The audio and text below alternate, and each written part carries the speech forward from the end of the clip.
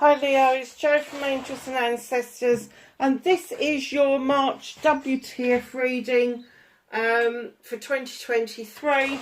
There will be one later on in the month, but I just wanted to get these ones out because I've just been, well, I've just been, being honest, don't know what I've just been. Anyway, let's get on with your reading, and we're going to get an energy card to start with. What's the energy for Leo for March, please? Thank you.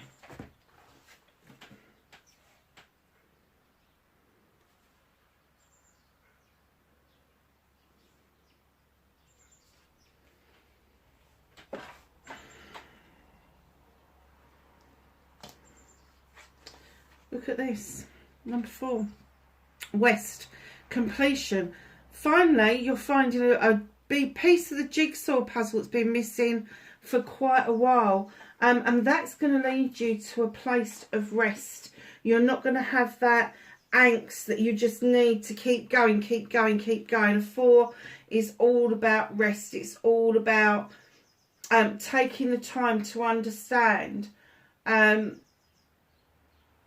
that you may not be missing something. The piece in the puzzle may not have been missing. You just may have kind of like misunderstood the picture. But whatever it is, it's leading your brain to a place of rest and relaxation, a place of completion. But there is definitely a completion there. And then you've got breath and life. Look at these. There's the heart, with all the chambers steaming out some breath, and then she's breathing out as well. 27, it's a 9. This is a wish fulfillment card. This card is leading to that card, and at long last you're going to be able to breathe. It's almost like it's going to be, oh, thank goodness for that. It is a number 4 card, and it is a 27, so you add those together, it makes it a 9. With the 4 cards as well, I'm kind of getting for you that it may start now, but it may be more obvious that that's what you're doing by April, that you're able to take that breath and feel that there has been a completion of issues and problems around you. What started your WTF?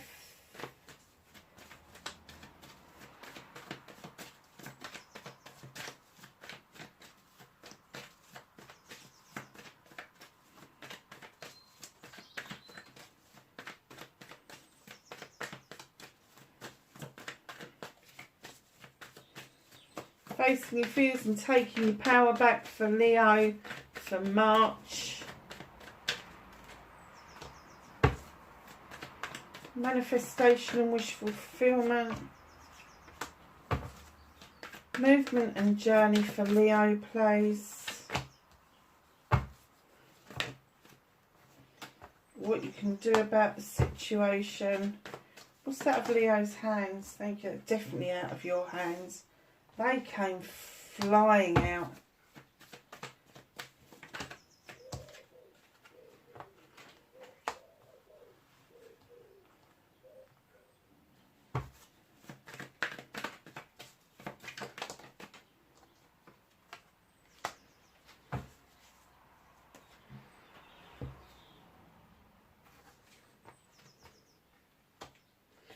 Okay, Sani, so what started your what the fuck, you have got the Sith. Now, the Sith is this creature. She's either described as a fairy or a witch, depending on the folklore that you read. However, the significant stuff here is that she draws energy down from the moon and from the goddess, and she has this well-equipped spiritual kitchen. So she's got lavender for protection. She's got rosemary for remembrance.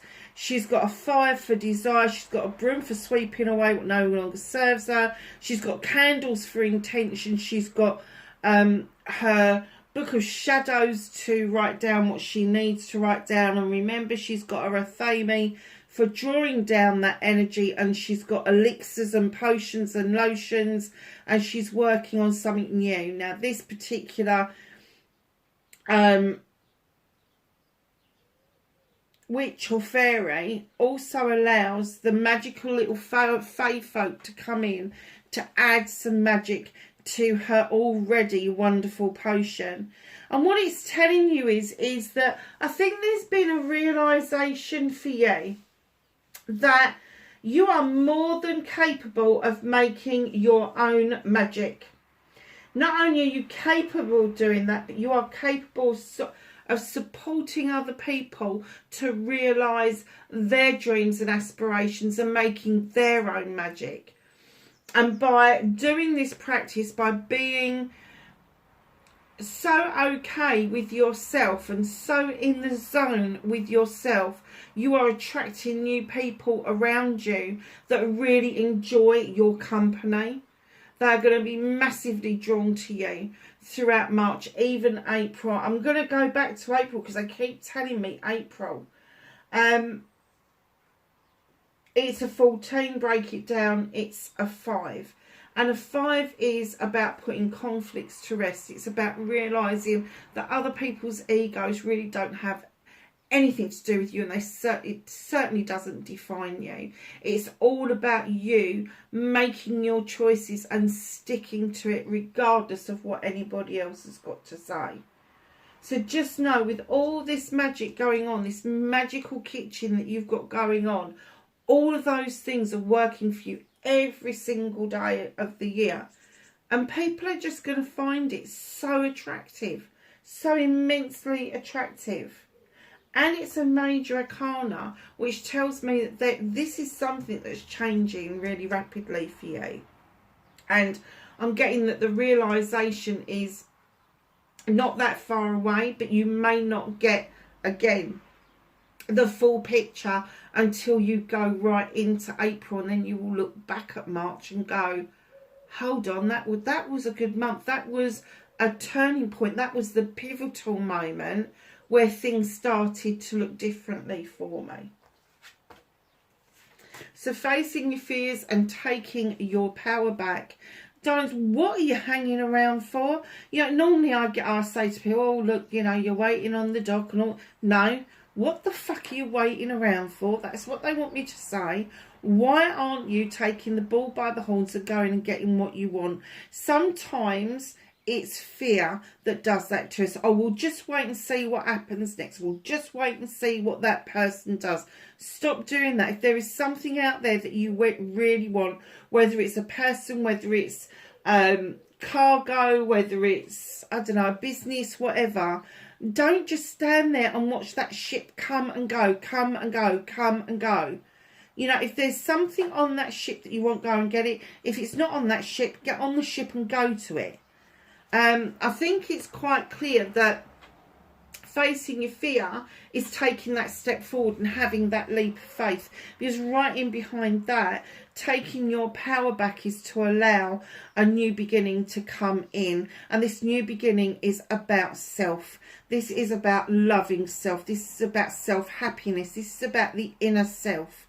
Because once you've got that down to pat, once you've got what you want out of life and you're happy and you filled your chalice up with your wants, your needs, your affirmations, your happiness, your gratitude, your love, all of that sort of stuff, once you've churned it all up into that cup and it's got to the top, and you understand that once you've got your happiness in good stead, nobody can steal it away from you. And that's when the overspill happens, and it's the overspill that you offer out to other people. So just know that once you make the decision to move forward, this new beginning is not far behind it. Manifestation and wish fulfillment. And look, Leo, here you are, the crone. In she comes with that beautiful creature beside her. Now the crone has walked this pathway for many lifetimes, picking up knowledge and wisdom as she goes along, and then this gorgeous, beautiful line of Leo comes in and offers her the strength to continue her journey. Now, it may be that you are manifesting strength to continue your journey, your story, and what they're saying is absolutely do it. It's another major arcana. It's a number 8. It is a message to yourself.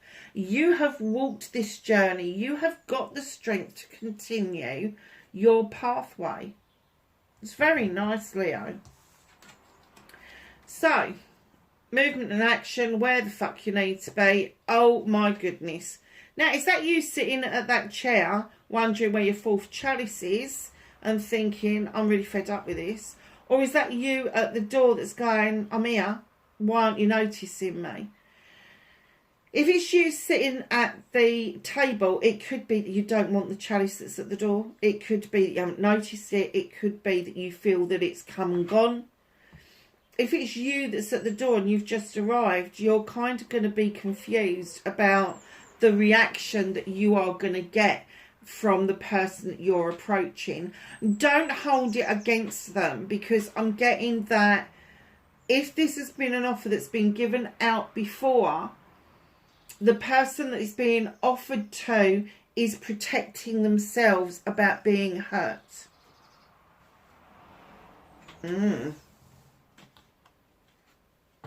So on your movement journey, where the fuck you need to be. I think you need to do a little bit more work around, if that's you sitting there fed up, just don't sit there and be fed up. Just go out and get a life for yourself. Go out and do what it is that you want to do. Those 3 chalices are in the upright and they're yours.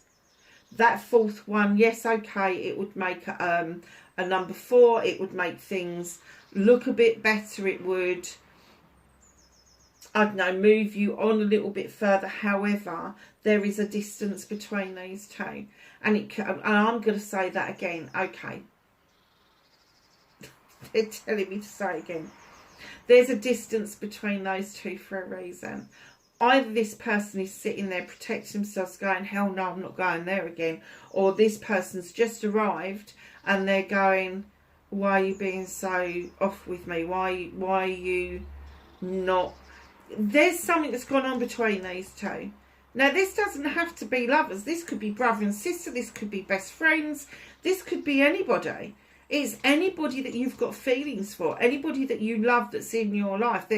Something could have happened where you've gone, actually, do you know what? I'm giving you a fucking wide berth because I really don't want this shit. So just know that one of you is not going to run. They're just sitting there going, fuck off. And the other one's going to go, what's wrong with you? You need to have a think about, if that's you that's offering the cup out, you need to have a think about what it is that happened that put this person into this mode. That's where you need to be. What can you do about this situation? Okay. 4 of the Thames, taking a break, taking a rest, mulling things over, making sure that you are rested and rejuvenated after a period of action. Allow yourself to let things go. Someone has spent a chalice. It's on the floor. It's been forgotten. You are still in the mode of pouring out. You need to let things go. You've still got your 3 there and you've got your 3 there. But now it's time to have done with this. Let it go. Let the wind take it. Let the universe dissipate it. And in comes the Knight of Chalices with an apology. Now, whether that's you giving an apology or you accepting an apology, this person is half-hearted holding that chalice out because they don't know how you are going to receive this apology. And it may be you don't want the apology. It may be that you don't want to give the apology. It may be a lot of maybes. But be aware that the Knight comes... You're in a position where you are protected by the standing stones. This Knight is coming in not knowing whether or not this chalice is going to be accepted, which is an apology, which is an offer of some sort. But the Knight that you see before you offering an apology soon turns in to the King of Chalices. Now keep in mind, when I'm talking about knights and kings and all the rest of it, male or female, it makes no difference. There is no gender here. We're dealing with energy. They appear to turn into this king who will sit with you. They will feast with you. They will raise a glass with you. But have this word of warning: they will not fucking tell you how they feel. If that's what your expectation is, if you're the type of person that needs somebody to be gushy and do the I love yous, it's not going to happen with this king. But if you allow that knight to turn into that king, they will have your best interests at heart, wholeheartedly. But just know it is a water sign. It could be Cancer, Pisces, Scorpio. Pisces are very dreamy. Cancer tends to sidle away. The first sign of a problem. And then you've got Scorpio that's got a sting in their tail. So just know that if this apology is accepted, yes, this king will come from this knight. But they are never ever going to be mushy, lovey-dovey. And if that's not what you want in a relationship, then you need to be honest with them about that from the word go. So there's this resting period of taking time, of thinking about things, finding that missing piece, letting go of the past so that you're able to accept this apology or this suggestion that's coming forward, and then seeing this person in their true light and who they truly are. So what's out of your hands? What can't you do anything about? Now, as soon as I laid this world tree down, they said, do not allow anybody to shake your confidence about how deep your roots go. Roots splay out all over the place. Roots, we now know, especially with the larger trees, that when they have shed their, let's use an oak, because I've got oak trees. So when they've shed their acorns and the acorns take and they become saplings and they become baby trees and then they become big and stronger trees, that the connection of the roots underneath the ground sends signals back to the parent tree to let them know how their baby trees are getting on. And if their baby trees are lacking nutrients or water or anything, the parent tree will send those down their roots towards that baby tree. And so the signal goes on and on and on and on and on. And I also heard that although you may shed, and this is new for this card, although you may shed old skin with the asp, underneath you are still going to be the same asp. You are still going to be the same person.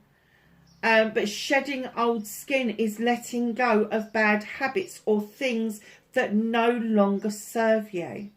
That's what letting go, that's what is shedding the old skin is about. It is nothing to do about a leopard changing its spots or anything like that. It is literally, you'll be the same person, but you will not be as burdened as you have been. And the universe is really working hard on this with you. It's another major arcana which is saying that there is a massive change coming around that, where you are going to look at things very differently. But the universe is also acknowledging that you do this to yourself, Leo. You go and sit out in the cold. You kind of like, you don't always see the money, you don't always see the wealth that you've got. I'm kind of getting that maybe you see wealth in material terms, but you don't see the other wealth that you've got. You don't see the protective energy and the protective, what is the word I'm looking for? Benefit that comes from different wealths in your life. And the universe is saying that is one of the things that you need to shed your old skin about. That you need to get rid of that burden of not seeing the worth of other aspects of your life other than just financial and material. Reconnecting to your true self, Leo. Here you are, darling, with an opportunity. Knight of Pentacles, walking in the right direction. Giant-sized pentacle, ready to invest. Bunch of flowers, walking towards either a new home, a new way of life, a new family, a new job, your finances, your career. You're walking and heading in the right direction, which is lovely. And then right in behind that, you've got nature. And this is about releasing the traps that bind you. Now, don't set traps for yourself. Don't put yourself in such a pickle that you feel trapped in a situation. Release the traps and go off with the bear and dance with those wood nymphs, because I'm getting that it's time now, Leo, to let your hair down. Stop roaring like a lion and start purring like a kitten. We've said that to you before in the last year. I know we have. The battle wagon, number 7. So you have got 1, 2, 3, 4, 5 major arcanas in your reading. There is a big shift for you. Battle wagon. Leo, it's a number 7. Choices, options, blessings. Darlings, this battle wagon, you may feel triumphant. You've got your hands in the air. You've got a hand on the staff. One's in the air. Yay, look at me. I'm coming back from battle triumphant. Yeah. Okay. Now take a close look at that chariot. Who's got the fucking reins on those horses? Because you haven't. They're going to take you where you need to go.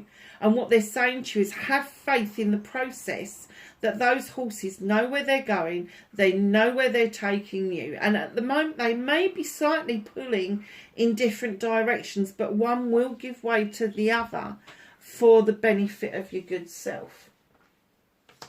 So not only have you got the King of Chalices on the table, but you've also got the Queen of Chalices.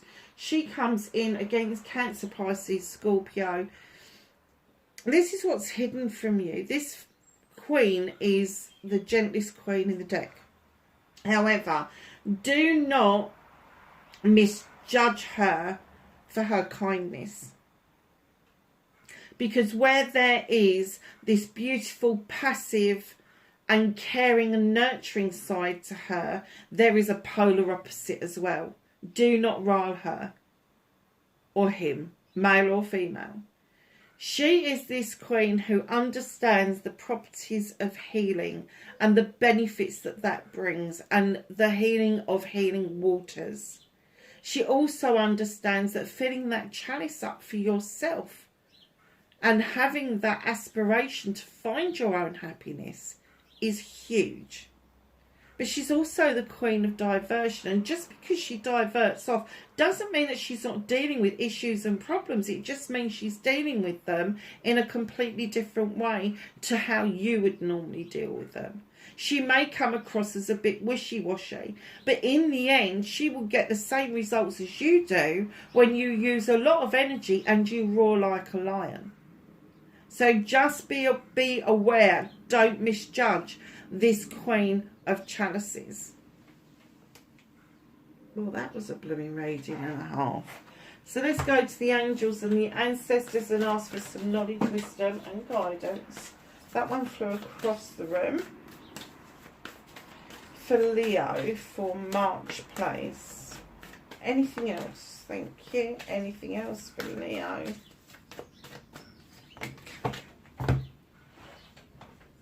So the card that flew across the room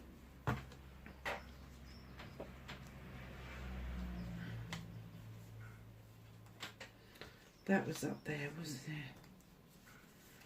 it? Is Shaolin Master. Be graceful in movement and action. Then you have Stag. Trust and thrive. And then you have Seer. See beyond current information. And lastly but not least, you have High Priest. Intend and create, which brings us back to the beginning of the reading, where you've got this magical kitchen where you've got intentions and creations going on all the time. So darlings, that's your reading for March. Wherever you are in the world, please be safe, and I will catch you in the next reading. Bye for now.